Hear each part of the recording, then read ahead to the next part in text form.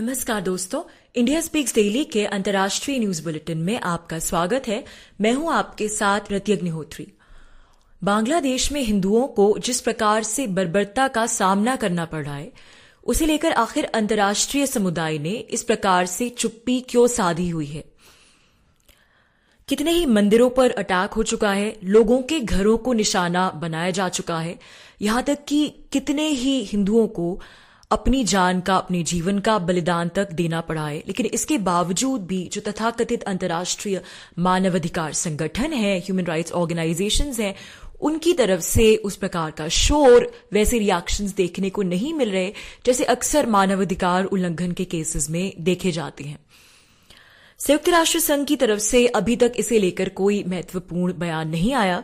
सिर्फ यूएन की जो बांग्लादेश में ऑफिशियल है, रेजिडेंट कोऑर्डिनेटर मिया सिप्पो, उनकी तरफ से हिंदुओं को टारगेट करने वाले घटनाक्रम की निंदा हुई है। एक बयान जारी किया है उन्होंने कि ये जो कुछ भी हो रहा है हिंदुओं के साथ, ये संविधान के विरुद्ध है और इसे तुरंत रोका जाना चाहिए।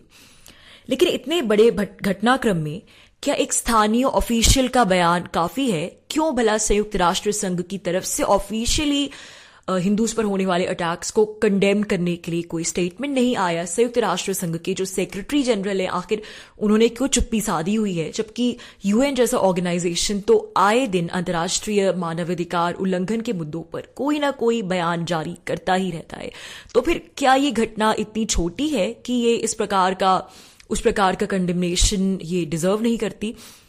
सारे अंतर्राष्ट्रीय मानवाधिकार संगठनों ने भी, वो बड़े बड़े एनजीओ जिन्हें मानवाधिकार के नाम पर इतनी तगड़ी फंडिंग मिलती है, उन्हें भी जैसे सांप सूंघ गया है और इस मुद्दे पर इन सभी ने चुप्पी साध ली है। विश्व भर में इसके विरोध में जो कुछ भी आवाजें उठ रही हैं, वो तथाकथित सेक्युलर ग्रुप्स की तरफ से नहीं, बल्कि हिंदू संगठनों की तरफ से, हिंदू ऑर्गेनाइजेशंस की तरफ से उठ रही हैं। और यही ऑर्गेनाइजेशंस इस मुद्दे को अंतर्राष्ट्रीय मंच पर लाने के लिए एड़ी चोटी का जोर लगा रहे हैं। यूएन की बांग्लादेश ऑफिशियल ने भी जो बयान दिया हिंदुओं पर वहां होने वाले अत्याचार के खिलाफ, उसके विरोध में, वो भी क्योंकि इस्कॉन ने प्रेशर डाला। इस्कॉन यानी international society for Krishna consciousness, ISKCON society द्वारा जब एक अंतर्राष्ट्रीय दबाव बनाया गया, तब कहीं जाकर उन्होंने ये बयान दिया। चूंकि बांग्लादेश में इस्कॉन मंदिर पर भी प्रहार हुआ था और उनके 2 साधुओं को अपने जीवन की बलि देनी पड़ी, इसलिए इन अटैक्स के विरोध में जो आंदोलन हो रहा है, उसको लेकर इस्कॉन एक अग्रणी भूमिका निभा रहा है।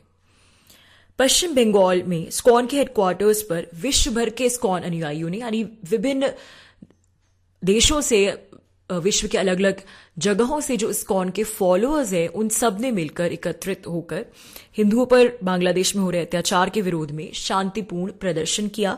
साथ ही इस्कॉन ने इस बात की भी घोषणा की है कि विश्व भर के कम से कम 120 देशों में इन प्रोटेस्ट्स के विरोध, इन अटैक्स के विरोध में एक प्रोटेस्ट आंदोलन छेड़ा जाएगा। विश्व भर के कम से कम 120 देशों में प्रदर्शन होंगे। इस्कॉन ने अपने ट्विटर हैंडल पर एक वीडियो भी शेयर किया है, जिसमें हम देख सकते हैं कि इस्कॉन के रशियन फॉलोअर्स हरे रामा हरे कृष्णा मंत्र का जाप कर रहे हैं और जाप करते हुए बांग्लादेश के हिंदू अल्पसंख्यकों के प्रति अपनी संवेदना व्यक्त कर रहे हैं। इसके अलावा पश्चिमी देशों के जो हिंदू संगठन है, वो भी इस विरोध आंदोलन में महत्वपूर्ण भूमिका निभा रहे हैं। ऑस्ट्रेलिया का एक हिंदू संगठन है, उसने हिंदू काउंसिल ऑफ ऑस्ट्रेलिया के नाम से, उसने इन अटैक्स के खिलाफ अपना विरोध जताते हुए स्टेटमेंट जारी किया है। इसके अलावा अमेरिका में भी हिंदू लोग जो हैं, विभिन्न हिंदू संगठनों के अम्ब्रेलास के अंतर्गत वो सड़कों पर उतर आए हैं। खासकर कि जो बांग्लादेशी हिंदू है अमेरिका में, जो बांग्लादेशी हिंदू डायस्पोरा है अमेरिका में, उन्होंने काफी प्रोटेस्ट किए हैं। इसके अलावा दक्षिण अफ्रीका की हिंदू महासभा ने भी हिंदुओं पर हो रहे बांग्लादेश में अटैक्स के विरोध में के खिलाफ अपना विरोध जारी किया है। यूएस के स्टेट डिपार्टमेंट ने भी हिंदुओं पर होने वाली इस बर्बरता को कंडेम किया है। लेकिन मैं फिर बार बार दोहराती हूं यही बात, क्योंकि स्टेट डिपार्टमेंट के स्पोक्सपर्सन का विरोध जताना काफी है, जब मानवाधिकार मुद्दों को लेकर अमेरिका के बड़े बड़े लीडर्स आए दिन किसी न किसी मुद्दे पर बयानबाजी देते रहते हैं, स्टेटमेंट्स देते रहते हैं और पूरा मीडिया इन स्टेटमेंट्स को हाईलाइट करता है। तो आखिर हिंदू अल्पसंख्यकों पर जो अटैक हो रहे हैं बांग्लादेश में, उनको जिस प्रकार की बर्बरता का सामना करना पड़ा है, उसको लेकर सिर्फ ये एक टोकन जेस्चर क्यों कि खाना पूर्ति के लिए स्टेट डिपार्टमेंट के स्पोक्स पर्सन ने कुछ कह दिया, क्या ये मुद्दा उतना महत्वपूर्ण नहीं है? अभी कुछ समय पहले ही डिसमैंटलिंग ग्लोबल हिंदुत्व नाम से एक ऑनलाइन कॉन्फ्रेंस हुई थी, जिसके विषय में इंडिया स्पीक्स डेली ने भी काफी सारे बुलेटिन्स किए थे। और खैर, विशेषकर कि हिंदू ऑर्गेनाइजेशंस की तरफ से इस कॉन्फ्रेंस को लेकर अंतर्राष्ट्रीय मंच पर इसके विरोध में बहुत आलोचना हुई। तो इस प्रकार का माहौल बना कि कॉन्फ्रेंस स्पीकर्स पर दबाव बना और कुछ कॉन्फ्रेंस स्पीकर्स ने अपने नाम भी हटा लिए इस कॉन्फ्रेंस से। लेकिन बहरहाल फिर भी ये ऑनलाइन कॉन्फ्रेंस जो है ये संपन्न हुई।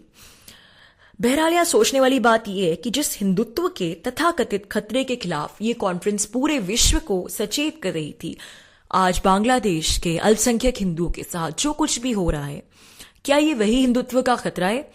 ग्लोबल हिंदुत्व की आड़ में इस प्रकार की कॉन्फ्रेंस का एक बेहद महत्वपूर्ण एजेंडा ये भी था कि हिंदुइज्म से जुड़े जो मुद्दे हैं, हिंदू लोगों के अधिकारों से जुड़े जो मुद्दे हैं, उन मुद्दों को लेकर जो हिंदू संगठन विश्व भर के आवाज उठाते हैं, उन संगठनों के खिलाफ इस प्रकार का प्रोपोगंडा किया जाए, इनको एक प्रकार से कट्टरवादी ब्रांड कर दिया जाए, और ताकि एक प्रकार से ब्लैकलिस्टेड हो जाए और ये ग्रुप्स डिसमेंटल हो जाए। यानी हिंदुओं के मानवाधिकारों का अगर हनन हो रहा है तो उनके विरोध में आवाज उठाने के लिए कोई बचे ही नहीं। ये बात उस वक्त भी मैंने कही थी कि जब हिंदू विश्व के अधिकतर देशों में अल्पसंख्यक हैं, तो भला ग्लोबल हिंदुत्व विश्व के लिए खतरा कैसे बन सकता है, खतरा कैसे उत्पन्न कर सकता है। और अब यही बात देखने में सामने आ रही है कि जिस प्रकार से अल्पसंख्यक हिंदू समुदाय के लोगों पर प्रहार हो रहे हैं बांग्लादेश में, तो अब डिसमेंटलिंग ग्लोबल हिंदुत्व के स्पीकर्स के पास कहने सुनने को कुछ नहीं है, बल्कि किसी भी सेक्युलर व्यक्ति के पास, तथाकथित सेक्युलर जो ह्यूमन राइट्स ब्रिगेड है, उनके पास कहने के लिए कुछ नहीं है। बल्कि जिन हिंदू ऑर्गेनाइजेशंस को डीमोनाइज कर रहे थे, यही आज उन घटनाओं के खिलाफ आवाज उठा रहे हैं और एड़ी चोटी का जोर लगा रहे हैं कि किसी प्रकार से अंतर्राष्ट्रीय मंच पर यह एक मुद्दा बने। क्योंकि तथाकथित सेक्युलर डिस्कोर्स में तो हिंदुओं के अधिकारों की बात करने का कोई प्रोविजन है नहीं। इस प्रकार के प्रोपोगंडिस्ट यही चाहते हैं कि हिंदुओं का जो बचा खुचा इकोसिस्टम है उसे भी तहस नहस कर दिया जाए, ताकि उन मुद्दों पर कोई बोल ही ना पाए। लेकिन वो अपने इरादों में कामयाब नहीं हो पाए। आज अंतर्राष्ट्रीय मीडिया में, लेकिन यहां तक कि भारतीय मीडिया में भी कि एक बड़े सेक्शन में भी बांग्लादेश में हिंदुओं पर हो रहे अटैक्स, उन पर जो उनके साथ जो बर्बरतापूर्ण व्यवहार हो रहा है, उसको लेकर हमें उस प्रकार की कवरेज, उस प्रकार की रिपोर्ट्स देखने को नहीं मिल रही जैसे कि मिलनी चाहिए थी, जैसे कि आमतौर पर हमें मानवाधिकार मुद्दों, हनन के दूसरे मुद्दों में देखने को मिलता है। ये वाकई निंदनीय और मानवता को शर्मसार करने वाली बात है। दोस्तों, आज के लिए बस इतना ही। बहुत जल्द आपसे फिर मुलाकात होगी कुछ नई खबरों के साथ। तब तक के लिए अनुमति दीजिए। नमस्कार।